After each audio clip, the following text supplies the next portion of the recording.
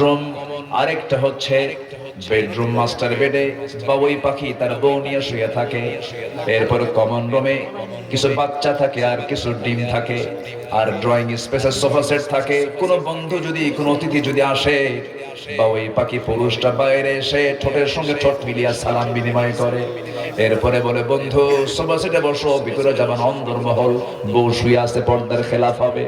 ওয়ালাহু আসলামা মান ফিস সামাওয়াতি ওয়াল আরদি তাওআন ওয়া কারহা। জোরে বলুন আল্লাহু আকবার। আমার বন্ধুগণ, গরম লাগে না ওই বাসায়? কোন দিকে বাতাস দরকার, আস্তে করে সে তার ঘরটা ঘোরায়া দিল। বাতাস আসতেছে আসতেছে, নাই বাতাস পয়দা হয়ে যায়।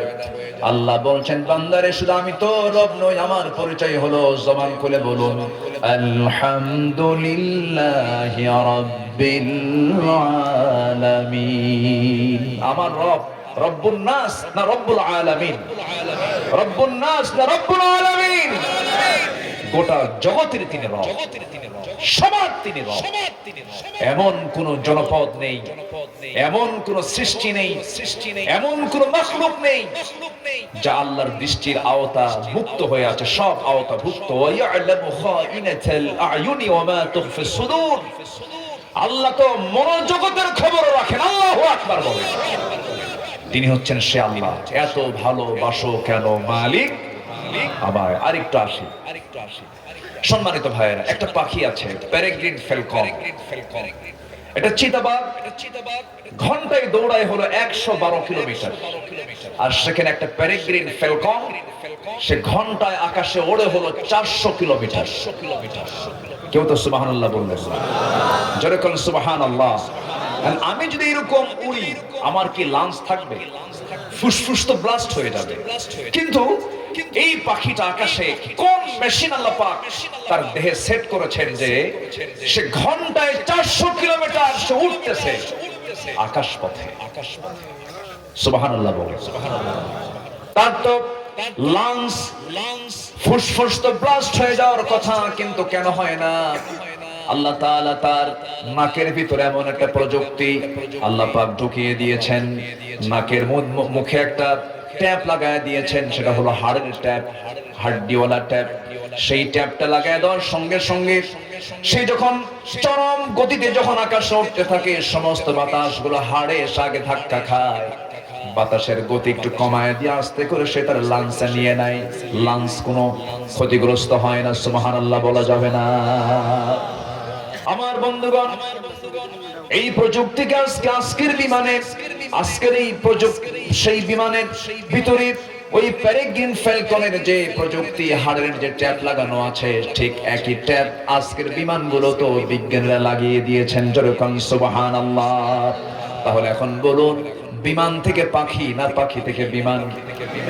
পাখি থেকে বিমান। আল্লাহ রাব্বুল আলামিন ১৫০০ বছর আগে বিমানটা ইউজ করেছেন।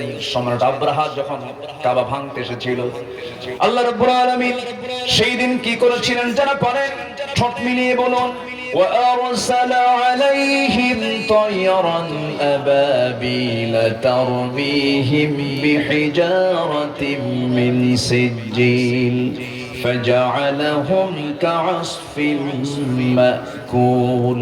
আল্লাহ রাব্বুল আলামিন সেই সম্রাট আব্রাহাকে আবাবিল নামক বিমান পাঠিয়ে দিলেন। সিজ্জিল নামক দুটা করে বোমা বহন করে তারমিহিম নিক্ষেপ করা হলো উপর থেকে নিচের দিকে। সাধারণত বোমাগুলো হামলা করতে হয় উপর থেকে নিচের দিকে। এই নিক্ষেপণ কৌশলগুলো জঙ্গি বিমান দিয়ে, যুদ্ধ বিমান দিয়ে কেমন করে হামলা করতে হয়, আজ থেকে ১৫০০ বছর আগে মহান রব্বুল আলামিন সূরা ফিলের মধ্যে তা জানায় দিয়েছেন। যেরকম সুবহানাল্লাহ। প্রযুক্তির সর্বোত্তম প্রযুক্তি ব্যবহার করেছেন আম্বিয়ে কেরাম, সভ্যতা এনেছেন আম্বিয়ে কেরাম। আমরা তো ভুল তথ্য জানি। সুলাইমান আলাইহিস সালাম ৪০০০ বছর আগে তিনি বিমানে চড়েছেন। তার বিমান ছিল এত দ্রুত গতি, গোটা দুনিয়া ঘুরে এক সকাল সন্ধ্যায় তিনি তার সিংহাসন নিয়ে আবার বাড়িতে পৌঁছে যেতেন। জোরে বলে সুবহানাল্লাহ। বিশ্বের সর্বাধুনিক প্রযুক্তি আল্লাহ পাক ইউজ করিয়েছেন আমার নবীকে। আমার নবী যেমন প্রযুক্তি ব্যবহার করেছেন, আমার নবী যেমন মহাবিজ্ঞানী, Marconi, Faraday, James Watt, Copernicus, Einstein, Dalton, Galileo, তারা কিছু তথ্য দিয়ে হয়ে গেছে মহাবিজ্ঞানী। আর আমার নবী কত বড় মহাবিজ্ঞানী, সাত আসমান, জমিন, জান্নাত, জাহান্নাম আল্লাহ পাক তার রাসূলকে দেখিয়ে দিয়েছেন। যেরকম সুবহানাল্লাহ। আমার নবীজিকে ছোট বিজ্ঞানী, আরো বড় বিজ্ঞানী, আরো বড় বিজ্ঞানী আমরা সেই নবীর উম্মত হতে পেরেছি, বলি আলহামদুলিল্লাহ। সম্মানিত ভাইয়েরা, তাহলে এত সৃষ্টি সব কার? আসতে বলবেন না কার? এত সৃষ্টির মাঝে আমিও একটা মাখলুক, আমিও কার? আসতে বলবেন না আমিও কার? আমাকে সবচাইতে বেশি ভালোবাসেন কে? আসতে বলবেন না কে? এখন আল্লাহ বলছেন, বান্দা তুমি যা কিছু দেখো সব কিন্তু তোমার জন্য বানায় দিয়েছে। যতক্ষণ সুবহানাল্লাহ। এই আয়াতটা আমাকে খুব কাঁদায়। আল্লাহ রাব্বুল আলামিন বলেন, হুয়াল্লাযী খালাকা লাকুম মা ফিল আরদি জামিআ। তিনি সেই মহান প্রভু যিনি আসমান জমিনে যা কিছু আছে সব তোমার জন্য সৃষ্টি করে দিয়েছেন। আমার ভাইয়েরা, আমরা যা কিছু দেখি সব আমার জন্য দিয়েছেন কে বলেন? আর আমার দায়িত্ব হলো সকল আনুগত্যকে মাইনাস করে আমার আনুগত্য করতে হবে নির্দিষ্ট করে একমাত্র কার জন্য বলেন? আল্লাহর জন্য। কারণ আল্লাহ তাআলা আমাকে সবচেয়ে বেশি ভালোবাসেন। আমাকে তিনি দেখার জন্য চোখ দিয়েছেন, শোনার জন্য কান দিয়েছেন, বলার জন্য জিহ্বা দিয়েছেন, আবার এই চোখগুলোকে পরিচালনা করার জন্য পেছনে মেশিন দিয়েছেন, কানের ভিতরে ওষুধ দিয়েছেন, জিহ্বার ভিতরে ওষুধ দিয়েছেন। কেমন করে দেখেন? চোখ দিয়ে দেখি, চোখটা চামড়ার বাইরে, কানটা হলো ভিতরে। একমাত্র চোখ ছাড়া গোটা বডি আমার চামড়া দিয়ে প্যাকেট করেছেন মহান রব্বুল আলামিন। কিন্তু চোখটা বাইরে থাকার কারণে চোখের মধ্যে আল্লাহ রব্বুল আলামিন কিছু পানি দিয়েছেন। এই পানি শুধু এক সময় ঝরে না, সব সময় ঝরে, সব সময় 24 ঘন্টা। আমি কি দোয়া করে দেব? তো এই লোকগুলো যাচ্ছে কেন না বলে? একটু বসেন, আমাকে একটু সময় দেন, আর আধা ঘন্টা আমি সময় কথা বলতে চাই। আমাকে সময় দেবেন না ভাই? জোরে বলে ইনশাআল্লাহ। আমি জানি আপনারা ক্লান্ত হয়ে পড়েছেন, অনেক রাত হয়ে গেছে, একটু বসেন, আর একটু সময়। আল্লাহ যেন সবাইকে শেষ অবধি থাকার তৌফিক দান করুন। জোরে বলি আল্লাহুম্মা আমিন। চোখটা হলো আল্লাহ পাক ভাসমান রেখেছেন পানির উপরে। চোখের পানি মিঠা না লবণ? আসতে কবে? মিঠা না লবণ? কান্দি না আমরা? কান্দি তো। যদি ঠোঁটে এসে লাগে, জিহ্বায় এসে লাগে, তখন কেমন লাগে? লবণ লবণ লাগে। চোখের পানি লবণ, খাই হলো মিঠা। আর কানের যে ময়লা, কানের ময়লাকে এলাকায় কি বলে? খৈল। গরু খায় খৈল, খৈল। আচ্ছা, কানের ময়লাটা হচ্ছে তিক্ত। কানের ময়লা কি? তিক্ত, তিতে তিতে লাগে। চোখের পানি হলো লবণ, কানের ময়লা হচ্ছে তিক্ত। আর জিহ্বার যে চতুর্দিকে আল্লাহ পাক লালা দিয়েছেন, এটা হচ্ছে স্বাদহীন, বাইনসা, কোনো স্বাদ নাই। যেরকম সুবহানাল্লাহ। আল্লাহ পাক 24 ঘন্টা লালা দিয়ে আমার জিহ্বাকে সিক্ত রেখেছেন। চোখটাকে 24 ঘন্টা খরচ পানি দিয়ে আল্লাহ পাক চোখটাকে সিক্ত রেখেছেন। কেন? চোখ যেন আক্রান্ত না হয় কোনো জীবাণু দিয়ে, কোনো ভাইরাস যেন তাকে অ্যাটাক না করতে পারে। চোখের পানিকে আল্লাহ রাব্বুল আলামিন যদি মিঠা করে দিতেন, চোখ নষ্ট হয়ে যেত। চোখের ভিতরে আল্লাহ রাব্বুল আলামিন যে পানিটা দিয়েছেন, এই পানিকে লবণ করে দেওয়ার কারণ হলো, বান্দা এটা তোর জন্য শুধু পানি নয়, লবণ পানি দেই না, এর মধ্যে এমন কিছু কেমিক্যাল দিয়েছি, তোর জন্য স্থায়ী মলমের বন্দোবস্ত আমি মৃত্যু পর্যন্ত বরাদ্দ করে দিয়েছি। তোর চোখ যদি চলে যায়, চলতে পারবি না বান্দা। এই জন্য চোখের সমস্ত কিছুর দায়িত্ব আমি আল্লাহ নিজে নিয়েছি। কানের মধ্যে যে ময়লা দিয়েছি, তিক্ত করেছি কেন? বান্দা তুই ঘুমিয়ে পড়লে পরে সেই কানের ময়লা যদি মিষ্টি হতো, সমস্ত পিঁপড়াগুলো জমা হতো কোথায় গিয়ে বলেন? কানে গিয়ে জমা হতো। কান সাফ করবেন না, ঘুম পারবে। হঠাৎ করে কোনো পিঁপড়া যদি কানের মধ্যে ঢুকেও যায়, চট করে যখন ওই খৈরের কাছে যখন যায় তখন তিতা লাগে, আস্তে করে বের হয়ে আসে। আল্লাহ পাক কানকে সিকিউর করেছেন, নিরাপদ, অত্যন্ত আল্লাহ পাক নিরাপত্তার মধ্যে রেখে দিয়েছেন। আবার মুখের লালাকে আল্লাহ পাক স্বাধীন করেছেন। কেন? টক আসলে টক মনে হবে, ঝাল আসলে ঝাল মনে হবে, মিষ্টি আসলে মিষ্টি মনে হবে। এবং এই লালাটা 24 ঘন্টা রেখে দিয়েছেন। ঘুম আসলে মনে হয় লালা থাকে না, থাকে কি না? ঘুম থেকে ওঠার পরে টের পাওয়া যায় বালিশ ভিজা শেষ হয়ে গেছে।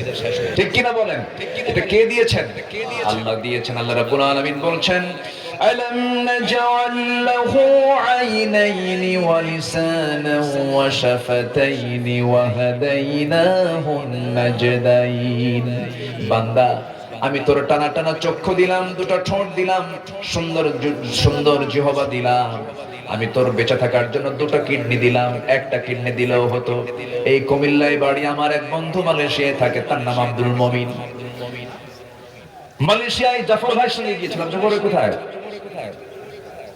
একসঙ্গে সফর ছিল। ওই বন্ধু জাফরের হাতটা ধরলাম। হাতটা ধরা মাত্রই দেখি হাতের এই জায়গায় একটা মেশিন লাগানো। বললাম, বন্ধু তোমার এই জায়গায় হাতে কেন মেশিন? এটা কি হয়েছে? এখানে কি যেন বাজে। বলতেছে, বন্ধু দুটো কিডনি আমার নষ্ট হয়ে গেছে, মেশিন লাগায় রাখছে। কোটিপতি মানুষ, টাকার অভাব নাই। বলে, বন্ধু সপ্তাহে 4 দিন যাওয়া লাগে ডায়ালিসিস মেশিনের কাছে, ডায়ালিসিস করতে হয়। চোখ দিয়ে সে কেঁদে ফেলছে। বললাম, বন্ধু ধৈর্য ধরো। বলতেছে, ভাই আমি কিচ্ছু চাই না, আল্লাহ আমার সব সম্পদ নিয়ে নিয়ে আমার দুটো কিডনি ঠিক করে দিক। আমার বন্ধুগণ, দুইটা কিডনি না দিয়ে একটা কিডনি দিলেও চলতো। আল্লাহ রাব্বুল আলামিন দুইটা ডাবল করে দিয়েছেন, দুইটা কিডনি দিয়েছেন। দুটো কিডনির ওজন করেছেন 200 গ্রাম, 200 গ্রাম 400 গ্রাম করে দিয়েছেন। আর ডায়ালিসিস মেশিন যে মানুষ বানিয়েছে তার ওজন হলো 100 কেজি। যদি এমনটা হতো, আল্লাহ বান্দাকে দুনিয়াতে পাঠিয়ে দেওয়ার পর যদি আল্লাহ বলতেন, বান্দা কিডনির সাথে দিলাম না, তুই আগে দুনিয়াতে যা, আকাশ থেকে নামায় দেবো 100 কেজি, 100 কেজি, 200 কেজি।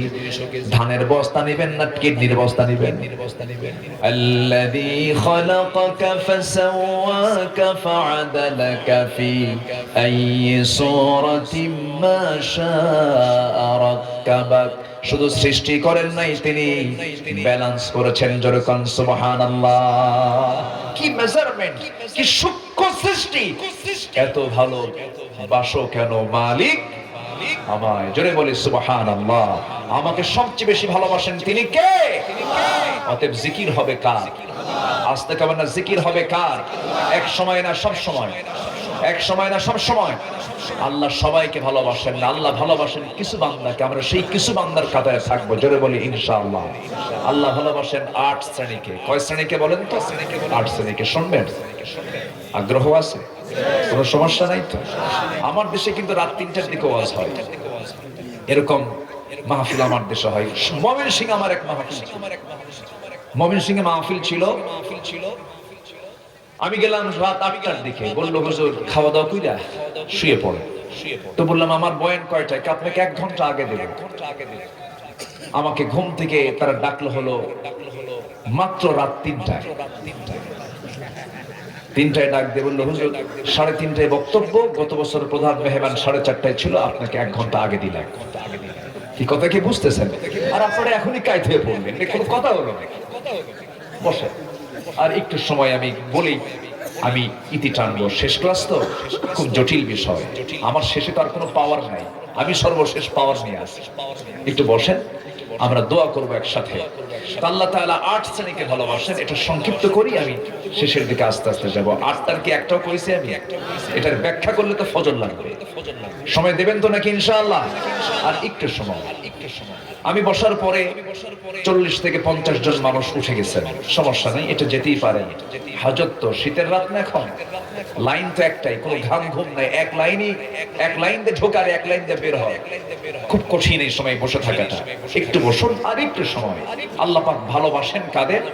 আল্লাহ পাক ভালোবাসেন 1 নম্বর তাকে যে গুনাহ করার পরে ওয়াল্লাযীনা ইযা ফাআলু ফাহিশাতান আও যালামু আনফুসাহুম, অর্থাৎ একটু ফাহিশা কাজ করার পরে আল্লাহ স্মরণ করে আর যে ব্যক্তি তওবা করে। যেরকম সুবহানাল্লাহ। আমরা তওবা করব কার কাছে? আসতে বলবেন না, কার কাছে? একবার না বারবার? দিনে একবার না 100 বার? 100 বার না বারবার? তুবু ইলাল্লাহ ফাইন্নী আতুবু ফিল ইয়াউমি 100 মাররা আও কামা ক্বালা আলাইহিস সালাতু ওয়াস সালাম।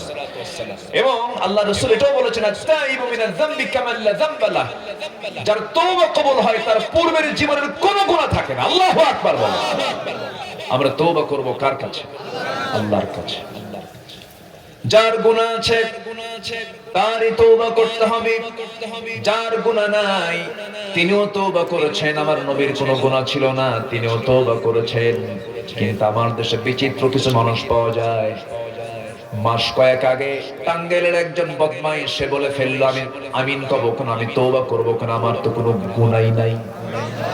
দেখছেন কত বড় বদমাইশ এটা? আছে না নাই? আছে না নাই? আমি আমিন কব কেন লতিফ সিদ্দিকী? সে বলছে আমার কোনো গুনাহই নাই। সে বলেছিল এর আগে একবার, হজ হচ্ছে মুহাম্মাদের ব্যবসা। এই সমস্ত বাজে কটূক্তিগুলো এখনো চলছে। নাস্তিক ব্লগাররা এখনো তারা সক্রিয় হয়ে আছে। আমরা আগামীর পার্লামেন্টে দেখতে চাই একটা নতুন আইন। আল্লাহ, রাসূল, কোরআন, দিন নিয়ে কেউ বাজে কথা বললে ফাঁসির মঞ্চে ঝুলিয়ে মারা হবে, এমন আইন আমরা দেখতে চাই। কারা কারা চান দুহাত উঁচু করে দেখান মুসলমান।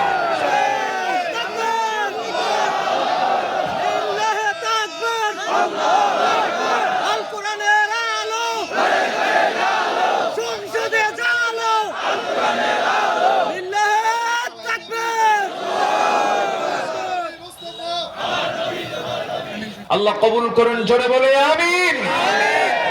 আমরা তো সবই দেখলাম। আমরা 47 ইতিহাস শুনেছি, 71 ইতিহাস শুনেছি, 91 চলে গেছে, 24 চলে গেল, সব তো দেখলাম। 71 থেকে 2025, 54 বছরে অনেক শাসক এসেছেন, অনেক শাসক চলে গেছেন। তারা মদের আইন উপহার দিয়েছেন, তারা সুদের আইন উপহার দিয়েছেন, বেশ্যাবৃত্তির লাইসেন্স উপহার দিয়েছেন, অশ্লীল সিনেমার নাটক উপহার দিয়েছেন। আমরা আগামী সরকার দেখতে চাই, নামাজের সরকার, কোরআনের সরকার দেখতে চান। কারা কারা হাত উঁচু করে দেখা?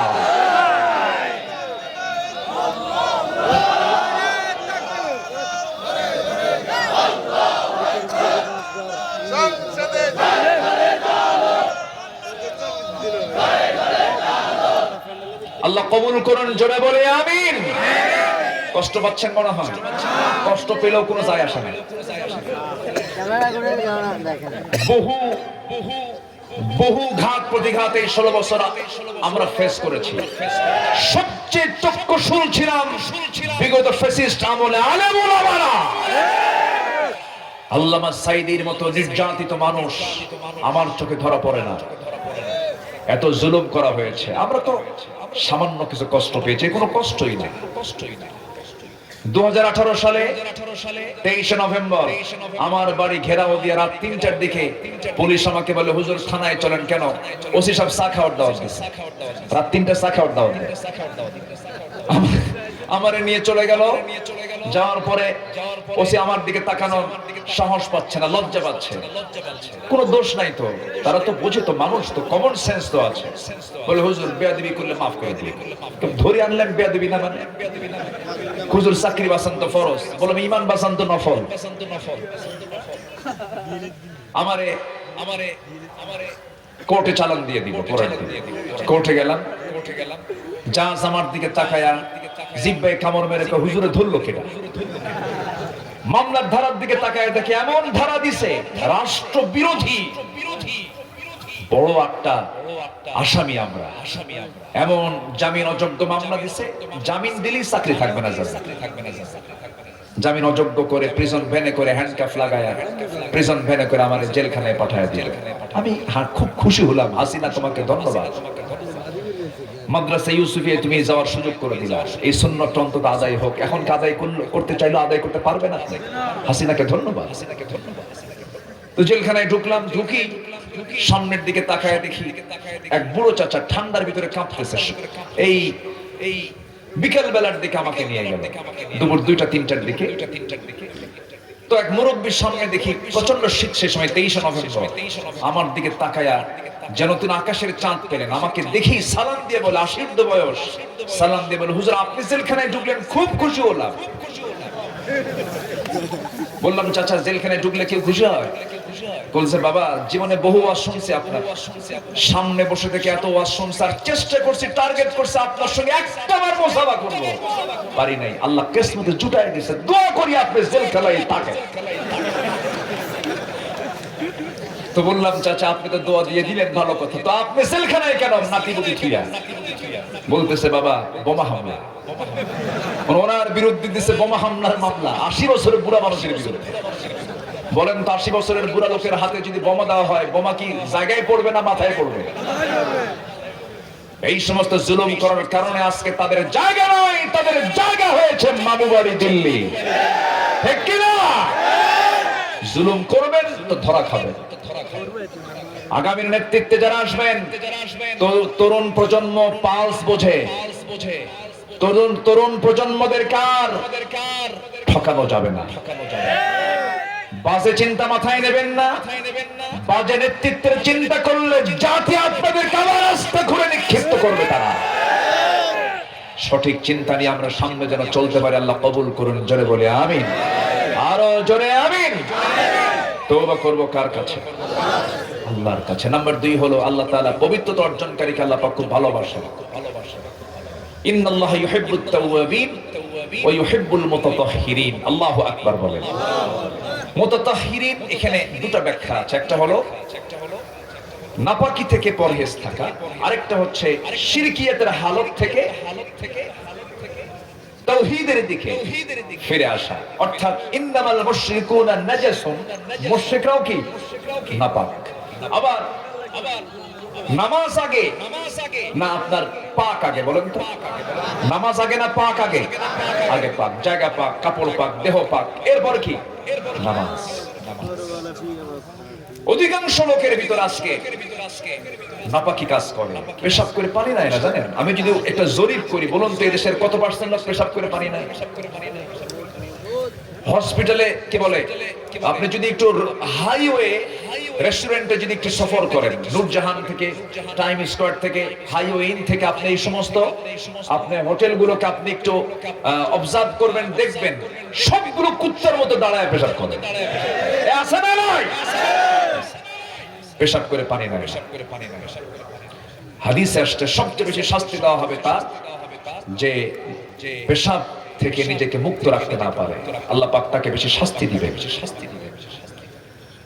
নামাজ পড়ো, প্যান্ট ঠিক নাই, আছে কিনা? আস্তে কবে না, আছে না নাই বলেন তো? প্যান্ট তো আছে, প্যান্টও ঠিক নাই, প্যান্টের সাইজও ঠিক নাই, এমন প্যান্ট বানায় প্যান্টের হাঁটু ফাটা। হাঁটু কি? এবং ফাটা প্যান্টের দাম ভালো প্যান্টের চাইতে কম না বেশি? কি রুচির পছন্দ ধরেছে যে যেটা ভালো প্যান্ট, যেটা মানে কোনো ফাটা ফুটা নাই, ওটার দাম কম, আর যেটা ফাটা প্যান্ট ওটার দাম কি? চিন্তা করেন কোথায় রুচির পচন হয়ে গেছে আজকে। নামাজ হবে ফাটা প্যান্টে নামাজ হবে?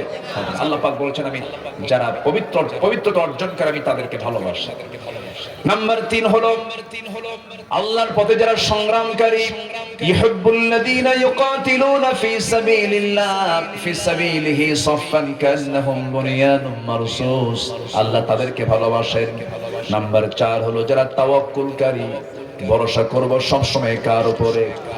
ছেলে দেন কে, মেয়ে দেন কে, দেন না কে? আমার কবির ভাইয়ের 2টা মেয়ের পর একটা ছেলে হয়েছে, খুব খুশি, খুব খুশি না? খুশি মেয়ে হলে পরে বেশি খুশি হয় না? ভাই ঠিক কইছেন না? আপনি ঠিক কইছেন না? মেয়ে হলে পরে একটু বেজার হয়, ছেলের মেজাজি আলাদা, ছেলের বাপের তো মশানি আলাদা, ও 10 লাখ টার্গেট করে থাকে। মেয়ে হলে পরে মন খারাপ হয়, ছেলের সন্তান নিউজ আসলে পরে, মেয়ের সন্তানের নিউজ আসলে পরে যেন সে হার্ট স্ট্রোক করবে, কি হয়েছে, কি মেয়ে। আর যদি হয় ছেলে, কি ছেলে,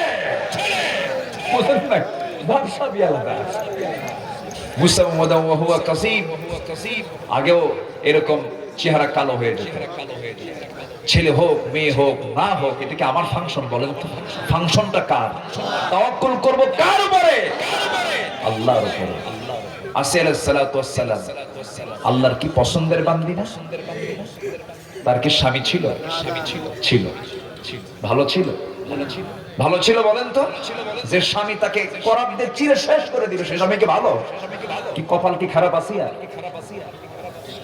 আসিয়ার তো কপাল খারাপ হয় নাই। আবার ওইদিকে চলে যান, মায়েরা আলোচনা শুনছেন কিনা জানি না, ওইদিকে আপনি চলে যান আম্মা জান আয়েশার দিকে। আয়েশার মতো নারী পৃথিবী তার কোনোদিন আসবে নাকি বলেন তো? অথচ তার কি কোনো ছেলে মেয়ে আছে নাকি? এই মহিলা কোনোদিন কোন সন্তানের মা ডাকটা শুনতে পারলেন না। ষাটোর্ধ্ব বয়সে তিনি দুনিয়া থেকে বিদায় নিলেন, মা হতে পারেন নাই। তিনি কি ব্যর্থ নাকি? ব্যর্থ না। আসিয়া ভালো স্বামী পেলেন না, আম্মা জান আয়েশা সিদ্দিকা মা হতে পারলেন না। আবার ওইদিকে খাদিজা রাদিয়াল্লাহু তাআলা আনহা, আল্লাহ রাব্বুল আলামিন তাকে তিনটে ছেলে সন্তান দিয়েছিলেন। তিন ছেলের সন্তানের শৈশবে দুনিয়া থেকে বিদায় নিয়েছেন। সন্তান দেওয়ার পর আবার যদি নিয়ে যায়, কষ্টের মাত্রা কম হয় না বেশি হয়? কি কপাল কি খারাপ নাকি খাদিজার? ওইদিকে মারিয়াম আলাইহিস সালাতু ওয়াস সালাম, তিনি স্বামী পান নাই, তার স্বামী ছিল না। মারিয়ামের স্বামী নাই, আসিয়ার স্বামী থাকতেও নাই, আম্মা জান আয়েশার সন্তান নাই, খাদিজার ছেলে থাকার পরও ছেলের সন্তানগুলো শৈশবে চলে গেছে। এই চারজন নারীর কথা জীবনের দিকে তাকায় দেখেন তো, তারা কি কপাল পোড়া নাকি? মন খারাপ কেন করবেন? আল্লাহ রাব্বুল আলামিন বলছেন, কোন ব্যাপারে যখন তুমি হতাশ হয়ে যাবে, ওয়া ইযা আযামতা ফাতাওয়াক্কাল আলাল্লাহ ইন্নাল্লাহা ইউহিব্বুল মুতাওয়াক্কিলিন। জোরে বলুন আল্লাহু আকবার। যে বান্দার মধ্যে জিকির থাকবে, সেই বান্দার মধ্যে এরকম হতাশা কাজ করবে না। একটা ইতিহাস মনে পড়লো, অর্ধ দুনিয়ার শাসন করত ওমর ফারুক রাদিয়াল্লাহু তাআলা। কয় নাম্বার খলিফা বলেন? কয় নাম্বার খলিফা? 2 নম্বর খলিফা। 1 নম্বর খলিফা আবু বকর, 2 নম্বর খলিফা ওমর, 3 নম্বর কে? ওসমান, নাম্বার 4 কে বলেন? আলী। বহুদিন আগে, অনেক দিন আগে, বছর 20 আগে হবে, এক মাহফিলে বললাম ওমর ফারুককে চিনেন কে? সামনে থেকে ছোট্ট একটা বাচ্চা দাঁড়ায় বলে, হুজুর আমি চিনি। কে? আমাদের বাড়ির দোতলায় ভাড়া থাকে। ওমর ফারুক রাদিয়াল্লাহু তাআলা। বললাম, তুমি 100তে 100 পাইছো বাবা, তোমার ব্রেন যদ্দূর তোমার উত্তর তদ্দূর, তুমি 100তে 100।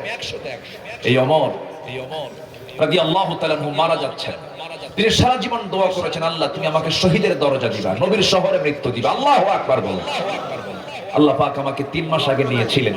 একটু মনোযোগ দিয়ে কথাটা শুনেন, জিকিরটা কাকে বলে, মূলত জিকিরটা কি, একটু শোনার জন্য আমি এই দিকে একটু টার্ন করলাম। তাওয়াক্কুল তারই থাকবে যার জিকির থাকবে। আল্লাহু আকবার বলো।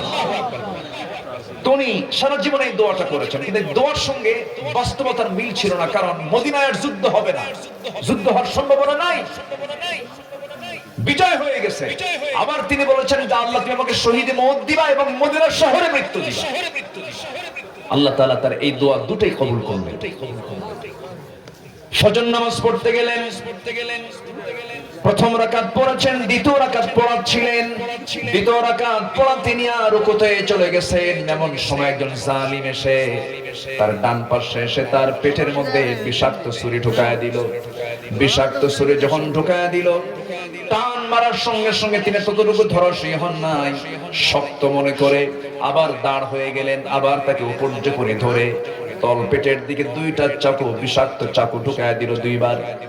ভুঁড়ি বের হয়ে গেল একটা অংশ, সেন্সলেস। ওই জায়গায় তিনি রক্তাক্ত অবস্থায় জমিনে পড়ে থাকলেন, সেন্স নাই কয়েক ঘন্টা।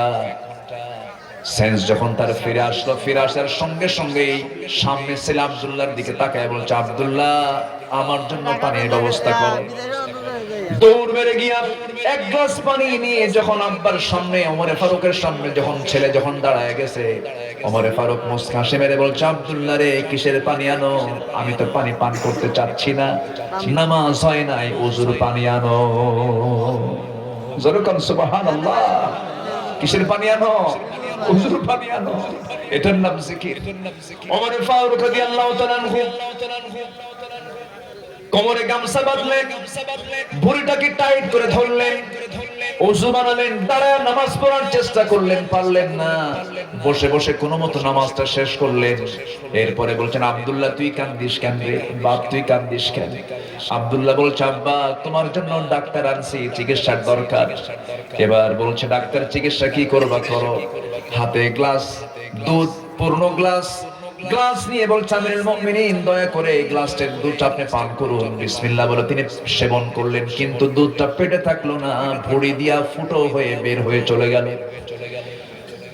জিহ্বায় কামড় মেরে ডাক্তার বলছে রোগী আর বাঁচানো সম্ভব হবে না, রোগী দুনিয়া থেকে বিদায় নেবে। ওমরে ফারুক মুস্কি হাসি মেরে বলছে ডাক্তার তুমি আমারে বাঁচাবা কেমনে, কারণ নাকের মধ্যে আমি জান্নাতের ঘ্রাণ পেতেছি, আমি দুনিয়া থেকে বিদায় নিয়ে নেব, আমি বাঁচবো না, যে কোনো মুহূর্তে আমার বিদায় হয়ে যাবে। ও আব্দুল্লাহ আমি যে কোনো মুহূর্তে বিদায় নেব, আমি বড় আজকে ভাগ্যবান। আমাকে যা আঘাত করেছে সে কোনো মুসলিম নয়, সে কালিমাওয়ালা নয়, আবু লুলু মাজুসি একজন অগ্নি পূজক আমাকে আজকে অ্যাটাক করেছে, আমি নিশ্চিত আমি শহীদের দরজা পাচ্ছি। আব্দুল্লাহ আমি বড় ভাগ্যবান। আব্দুল্লাহ আমি দুনিয়া থেকে বিদায় নেব, সবার কাছ থেকে বিদায় নিতে চাই, ডাক্তারকে পাঠায় দাও। ডাক্তার যখন চলে যাচ্ছিল পিছন দিক থেকে ডাক্তারকে আবার ডাক দিয়ে বলছেন ডাক্তার পায়জামা ঠিক করো, মানে তার পায়জামার কাপড়টা গিরার নিচে ছিল। বললেন পায়জামাটা উপরে তোলো, কারণ লা ইয়ানজুরুল্লাহু ইয়াওমাল কিয়ামা, আল্লাহ সেই বান্দার দিকে কিয়ামতের দিন তাকাবেন না যে বান্দার পায়জামার কাপড় গিরার নিচে চলে যায়। চিন্তা করে দেখুন মৃত্যুর পূর্বেও তিনি দাওয়াতি কাজ বন্ধ রাখেন না, এটার নাম জিকির। জোরে কান সুবহানাল্লাহ। এবার বলছেন আব্দুল্লাহ আমার বড় শখ, আল্লাহ পাক আমার শখ পূরণ করেছেন, আমি শহীদের দরজা পাচ্ছি। আমার আরেকটা বড় শখ, সেটা হলো আমার বন্ধু দুনিয়া থেকে বিদায় নিয়ে আমার নবীর পাশে ঘুমাচ্ছেন। আমার বড় শখ আমি আমার নবীর পাশে ঘুমাবো, আমি আমার নবীর পাশে ঘুমাবো। আব্দুল্লাহ যাও দেখো তো আম্মা জান আয়েশা সিদ্দিকার কাছে গিয়ে আমার প্রস্তাবটা দাও, মনে হয় সে রাজিও হতে পারে, সে যদি দিত আমি বড় তৃপ্ত হতাম। পাঠায় দেওয়া হলো। যখন পাঠায় দেওয়া হলো গিয়ে বলছেন আব্বা জান আমাকে পাঠালেন, আমার আব্বার বড় শখ তিনি আমার নবীর পাশে ঘুমাবেন, আপনি যদি জায়গাটা দয়া করে দিতেন। আম্মা জান আয়েশার ঘরে আমার নবী শুয়ে আছেন। আম্মা জান আয়েশা সিদ্দিকা এই প্রস্তাব শোনার সঙ্গে সঙ্গে বলছেন ইসলামের একজন বিশাল বড় একজন খলিফা, তার মতো মানুষ আমার কাছে ছোট্ট একটা বিষয় আবদার করছে, আমি তাকে কেমন করে অমান্য করে, আমি তাকে কেমনে মানা করে দেই। আমি আমার নিজের অংশটুকু অর্ধ জানের শাসন করতে ওমরে ফারুককে দান করে দিলাম। জোরে কান সুবহানাল্লাহ, আরো জোরে বলি সুবহানাল্লাহ। আমার বন্ধুগণ কখনো যাকে ভোলা যাবে না তিনি আমাকে, আমাকে তিনি কি ভুলেন নাকি? এত ভালোবাসো কেন? ঠিক আছে আমরা কাকে বেশি ভালোবাসবো বলেন, কাকে বেশি ভালোবাসবো? আল্লাহ কবুল করুন, জোরে বলি আমিন। নাম্বার 5 আল্লাহ পাক ইহসানকারীকে সবচেয়ে বেশি ভালোবাসেন, ইন্নাল্লাহা ইউহিব্বুল মুহসিনিন। নাম্বার 6 আল্লাহ পাক ন্যায় পরায়ণকে বেশি ভালোবাসেন, ইন্নাল্লাহা ইউহিব্বুল মুকসিতিন। আল্লাহ পাক 7 মুত্তাকিকে ভালোবাসেন, ইন্নাল্লাহা ইউহিব্বুল মুত্তাকিন। নাম্বার 8 আল্লাহ পাক সবরকারীকে সবচেয়ে বেশি ভালোবাসেন, ওমা দুউফু ওয়া মাস্তাকানু আল্লাহু ইউহিব্বুস সাবিরিন। আল্লাহ পাক এই 8টা প্রিয় বান্দাদের কাতারে আমাকে আপনাকে শামিল করুন, জোরে বলি আল্লাহুম্মা আমিন। আমি কথা লম্বা না করে শীতের তীব্রতা ধীরে ধীরে লক্ষ্য করছি, চতুর্দিক থেকে বাতাস আসতেছে, কষ্ট দিয়ে ফেলেছে অনেক আপনাদের, তাই না? কষ্ট পেয়েছেন মনে হয় অনেক, যতটুকু হয়েছে বলে ফেলি আলহামদুলিল্লাহ। ফজর পড়বেন কারা কারা একটু হাত তুলে দেখান দেখি, ফজর পড়বেন কারা কারা, চিৎকার মেরে বলি ইয়া আল্লাহ আমাদেরকে ফজর, যোহর, আসর, মাগরিব, ইশা 5 ওয়াক্ত সালাত আদায় করার তৌফিক তুমি আল্লাহ দিয়া দাও। জোরে বলি আমিন, আরো জোরে আমিন, আরো জোরে আমিন। আসুন আমরা যতটুকু বলে ফেলেছি কথা আর বাড়িয়ে নয়, অনেক কষ্ট দিয়ে ফেলেছে আপনাদের, কষ্ট পেয়েছেন। আমরা সবাই এখন নামাজের মতো করে বসি, একটু আন্তরিকতা নিয়ে একটু মানে অত্যন্ত বিনয়ী হয়ে আমরা আল্লাহর কাছে একটু চাবো। এই মাহফিল শুরু হয়েছে 2 বছর বয়স, বুড়া না শিশু বলেন, বুড়া না শিশু? এটাকে ধীরে ধীরে এটাকে যত্ন করে পরিচর্যা করে এটাকে বড় করতে হবে। সবাই রাজি আছেন না ইনশাআল্লাহ?